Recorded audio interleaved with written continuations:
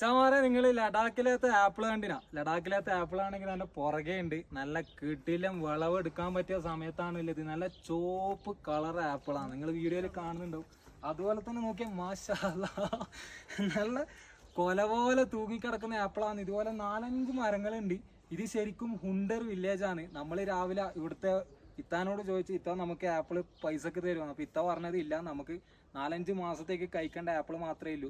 അപ്പോൾ ഇവിടുത്തെ ഗ്രാമങ്ങളിലുള്ള ആൾക്കാരൊക്കെ സ്വന്തമായിട്ട് കൃഷി ചെയ്യും.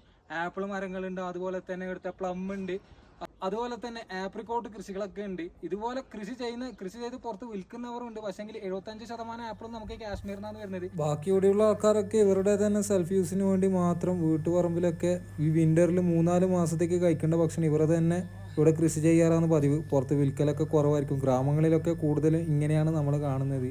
ലഡാക്ക് ഗ്രാമങ്ങളിൽ ഒരുപാട് കൃഷികളുണ്ട്. എല്ലാ വീട്ടിൻ്റെയും മുറ്റത്ത് ഇങ്ങനെ കൃഷി കാണാൻ പറ്റുന്നതായിരിക്കും.